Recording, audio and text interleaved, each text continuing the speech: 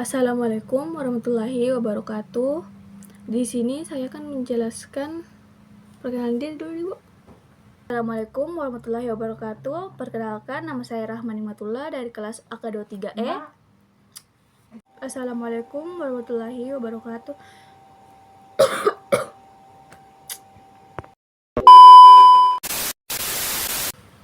Assalamualaikum warahmatullahi wabarakatuh. Perkenalkan, nama saya Rahman Imatullah dari kelas AK23E dengan NIM 1057311116523. Di sini saya akan menjelaskan studi kasus tentang penilaian obligasi. Baik, pertama-tama saya akan menjelaskan apa itu obligasi. Obligasi adalah surat utang yang diterbitkan oleh pemerintah atau perusahaan untuk mendapatkan dana. Ketika seseorang membeli obligasi, mereka pada dasarnya memberikan pinjaman kepada penerbit obligasi. Sebagai imbalan, penerbit obligasi akan membayar bunga secara berkala dan mengembalikan uang pokok saat obligasi jatuh tempo. Misalnya, jika si A membeli obligasi senilai 1 juta dengan bunga 5% per tahun, si A akan menerima 50.000 setiap tahun sebagai bunga dan pada akhir periode, si A akan mendapatkan kembali 1 juta rupiah.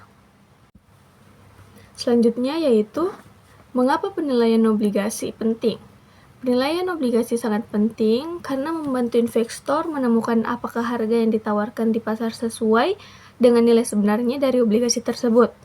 Jika harga pasar lebih rendah dari nilai wajar, itu bisa menjadi kesempatan bagus untuk membeli.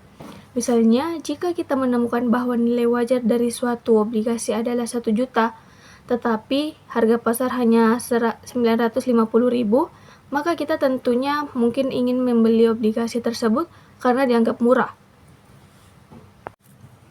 Selanjutnya, saya akan menjelaskan mengenai komponen utama dalam penentuan nilai obligasi.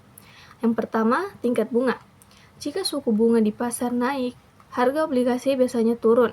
Ini karena investor lebih memilih obligasi baru yang menawarkan bunga lebih tinggi. Yang kedua, kualitas kredit penerbit. Jika penerbit dianggap berisiko tinggi, misalnya kemungkinan gagal bayar, investor mungkin meminta imbal hasil yang lebih tinggi. Yang ketiga, jangka waktu. Obligasi dengan jangka waktu lebih lama biasanya memiliki risiko lebih tinggi karena ketidakpastian di masa depan. Kondisi pasar. Ketidakpastian ekonomi atau perubahan kebijakan pemerintah dapat memengaruhi permintaan dan harga obligasi. Selanjutnya, metode penilaian obligasi. Adapun beberapa cara untuk menilai obligasi. 1. Metode kupon diskonto. Menghitung nilai sekarang dari semua arus kas yang akan diterima dari obligasi. 2. Metode kupon lancar, menilai berdasarkan bunga yang diterima saat ini tanpa memperhitungkan nilai waktu uang. Selanjutnya, beberapa contoh kasus. Pertama, kasus Pak Didi dan obligasi IBCD. Pak Didi membeli obligasi IBCD dengan kupon 10% dengan harga 100 dan nilai nominal 100 juta setiap tahun. Pak Didi menerima bunga sekitar 8,5 juta setelah pajak. Setelah 5 tahun saat ingin merenovasi rumah, Pak Didi menjual obligasinya ketika bunga pasar berada di 9,96 dalam situasi ini. Penting untuk menghitung apakah dia mengalami kerugian dan investasi tersebut atau tidak. Selanjutnya, kedua, kasus perusahaan A. Sebuah perusahaan H menerbitkan obligasi dengan jangka waktu 10 tahun dan nilai nominal 1 juta. Kupon dibayarkan setiap tahun sebesar 80.000 dengan suku bunga pasar sama dengan tingkat kupon yaitu 8%. Dalam kasus ini, obligasi dapat dihitung dengan cara menentukan nilai sekarang dari pembayaran kupon dan nilai nominal saat jatuh tempo. Yang ketiga, studi kasus ORI 021 dan ORI 022. Obligasi Retail Indonesia atau ORI merupakan produk investasi yang diterbitkan oleh pemerintah dalam studi kasus ini. Analisis dilakukan terhadap ORI 021 dan ORI 022 untuk menentukan nilai interistik keduanya berdasarkan arus kas yang diharapkan di masa depan dan suku bunga pasar saat ini. Penilaian ini membantu investor memahami risiko dan potensi imbal hasil dari investasi obligasi tersebut. Selanjutnya, yang keempat yaitu kasus obligasi diskonto. Sebuah perusahaan menerbitkan obligasi dengan harga diskonto, misalnya obligasi tersebut memiliki nilai nominal 5 juta dengan harga bunga 5%. Yang dibayarkan setiap tahun jika suku bunga pasar lebih tinggi dari tingkat kupon, maka harga obligasi di pasar akan lebih rendah dari nilai nominalnya. Sehingga investor perlu menghitung beberapa nilai sekarang yang akan diterima. Penyelesaian contoh kasus. Sekarang kita akan melihat contoh penilaian untuk ORI 22, sedangkan obligasi retail yang diterbitkan oleh pemerintah Indonesia. Informasi dasar ORI 022, nilai nominal sebesar 1 juta, tingkat bunga atau kupon sebesar 5,95% per tahun. Jatuh tempo 25 Oktober 2025. Suku bunga pasar sekitar 6,5%. Langkah pertama yaitu menghitung pembayaran bunga. Setiap tahun, pemegang ORI 022 akan menerima pembayaran bunga C sama dengan 5,95% dikali dengan 1 juta sama dengan 59.500. Artinya setiap tahun Anda akan mendapatkan 59.500 sebagai bunga.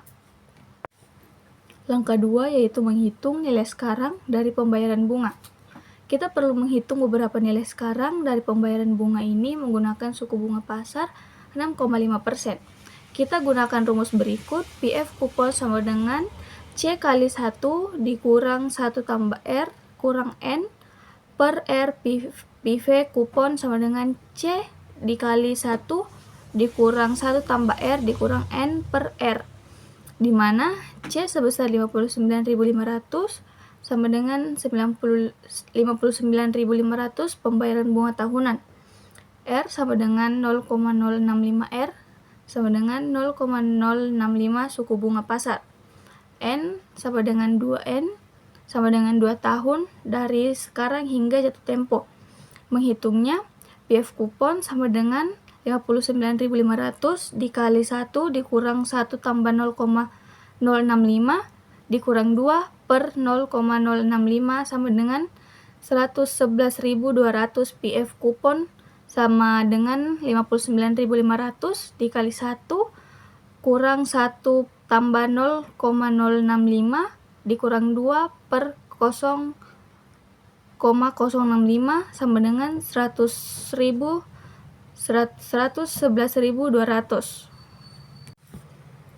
Langkah keempat, menjumlahkan kedua nilai sekarang.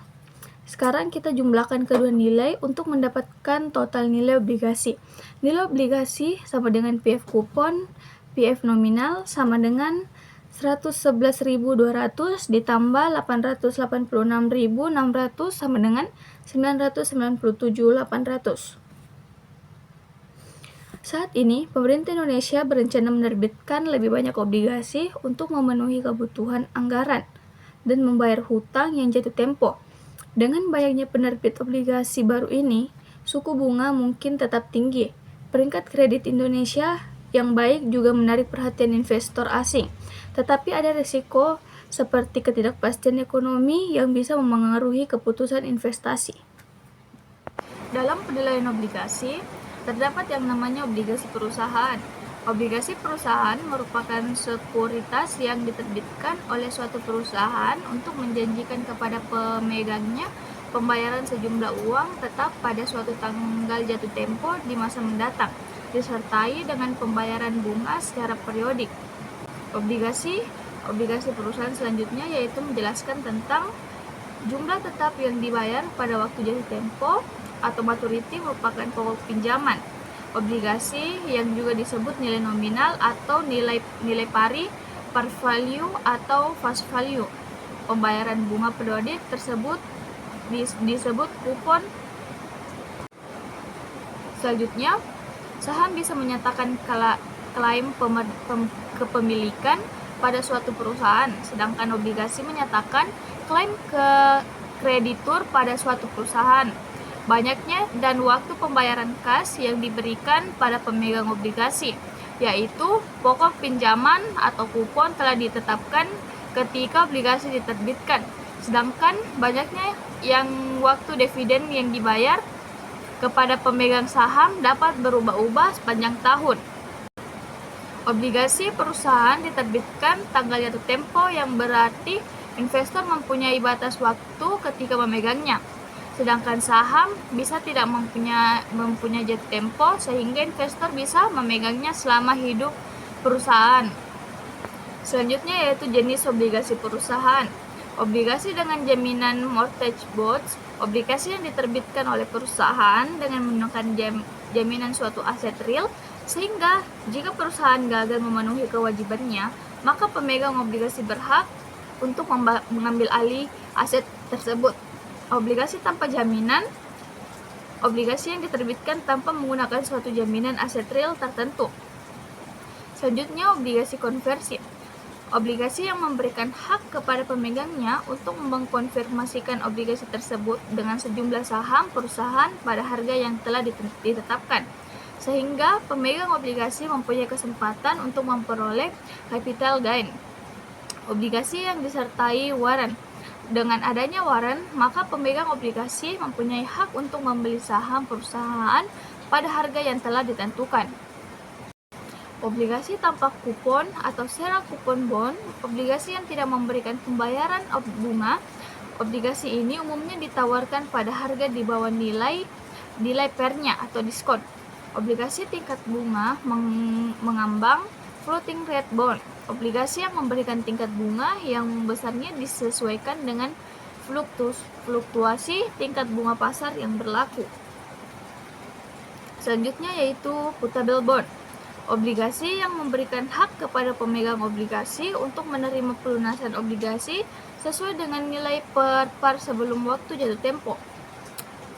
Junk bond, obligasi yang memberikan tingkat keuntungan kupon yang tinggi, tapi juga mengandung risiko yang sangat tinggi pula. Sovereign bond, obligasi yang diterbitkan oleh suatu negara dari mata uangnya sendiri, tetapi dijual di negara lain dengan mata uang negara tersebut. Yankee bond, obligasi yang diterbitkan dalam mata uang US dollar oleh pihak yang memerlukan dana di luar negeri untuk para investor Amerika. Eurobond, obligasi yang diterbitkan oleh pihak asing dan obligasi ini dijual di luar negara yang mata uangnya digunakan sebagai denominasi obligasi. Samurai bond, obligasi dalam dominasi yen yang diterbitkan oleh Jepang oleh pemerintah atau perusahaan negara lain. Dragon bond, obligasi yang harganya ditetapkan di Asia untuk para investor Asia selain Jepang. Peringkat obligasi. 3 komponen utama yang digunakan oleh agen pemeringkat untuk menentukan peringkat atau rating obligasi.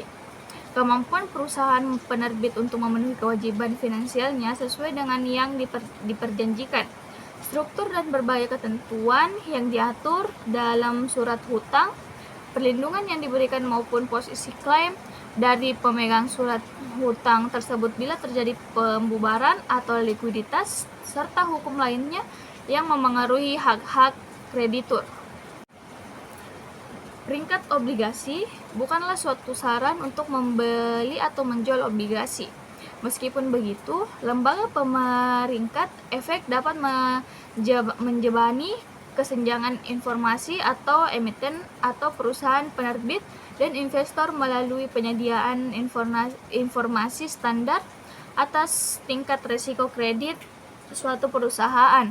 Investor umumnya memanfaatkan peringkat suatu obligasi untuk mengukur risiko yang dihadapi dalam pembelian obligasi tersebut.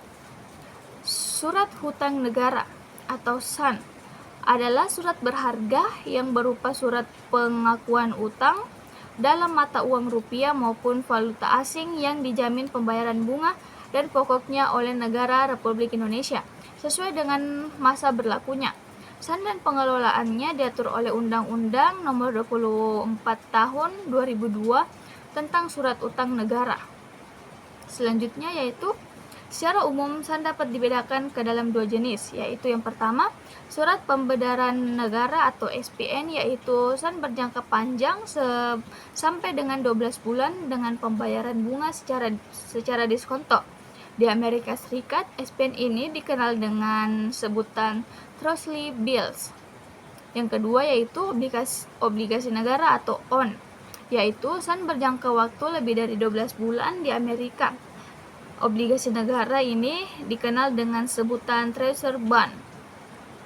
Selanjutnya yaitu call provision. Ketika menerbitkan obligasi perusahaan, juga menyusun bond indentur yang ringkasannya disediakan dalam prospektus. Bond indentur adalah dokumen legal yang membuat perjanjian tertulis antara perusahaan penerbit obligasi dan pemegangnya. Salah satu isi dari bond indentur adalah call provision. Call provision memberikan hak kepada perusahaan penerbitnya untuk membeli kembali obligasi yang beredar dari para pemegangnya sebelum tanggal jatuh tempo. Contoh call provision. Sebuah obligasi mempunyai nilai nominal 1 juta dengan jatuh tempo 10 tahun. Obligasi ini dapat ditarik sebelum jatuh tempo dalam 5 tahun pada harga call atau call price dalam 110. Harga call ini dipotong sebanyak 2% dari nilai nominalnya tiap tahun sampai harga call sama dengan nilai parinya. Jika obligasi ini dihentikan dalam 7 tahun, beberapa banyak yang akan diterima pemegangnya. Dalam kasus ini, pemotongan adalah 2 tahun, maka harga call akan menjadi 110%. Dikurang 2 tahun dikali 2% sama dengan 106% dari nilai nominal atau 1.060.000. Selanjutnya yaitu faktor penentu durasi. Lama durasi suatu obligasi akan ditentukan oleh 3 faktor, yaitu yang pertama, maturitas obligasi, 2, pendapatan kupon, 3, yield to maturity. Dari ketiga faktor tersebut, hanya faktor maturitas saja yang mempunyai hubungan searah dengan durasi. Arti penting dari konsep durasi. Konsep durasi tersebut bisa menjelaskan kepada kita mengenai perbedaan antara umur efektif berbagai alternatif pilihan obligasi. Konsep durasi dapat digunakan sebagai salah satu strategi pengelolaan investasi, terutama strategi imunisasi. Yang terakhir, ketiga, durasi dapat digunakan sebagai ukuran yang lebih akurat untuk mengukur sensitivitas harga obligasi terhadap pergerakan tingkat bunga karena durasi sudah mengkombinasikan kupon dan maturitas obligasi. Selanjutnya, durasi modifikasian. Untuk menghitung persentase perubahan harga obligasi karena adanya perubahan tingkat bunga tertentu, maka kita bisa menggunakan durasi yang sudah dimodifikasi dengan cara berikut. Durasi modifikasian sama dengan D per 1 tambah R. Dalam hal ini, D sama dengan durasi modifikasian, R yaitu YTM obligasi. Durasi modifikasian dapat digunakan untuk menghitung persentase perubahan harga suatu obligasi akibat adanya perubahan tingkat bunga pasar. Persen perubahan pasar sama dengan D per 1 tambah R dikali persen perubahan dalam R. Dan yang terakhir yaitu kesimpulan. Dari penilaian di atas, kita menemukan bahwa nilai saat ini dari ORI 022 adalah sekitar 997.800 dengan asumsi suku bunga pasar sebesar 6,5%. Penilaian ini penting bagi investor untuk menentukan apakah mereka harus membeli atau menjual obligasi berdasarkan kondisi pasar saat ini. Dengan memahami cara menilai obligasi dan faktor-faktor yang mempengaruhi nilainya, investor dapat membuat keputusan investasi yang lebih baik. Itulah tadi penjelasan saya mengenai penilaian obligasi. Sekian dari saya. Wassalamualaikum warahmatullahi wabarakatuh.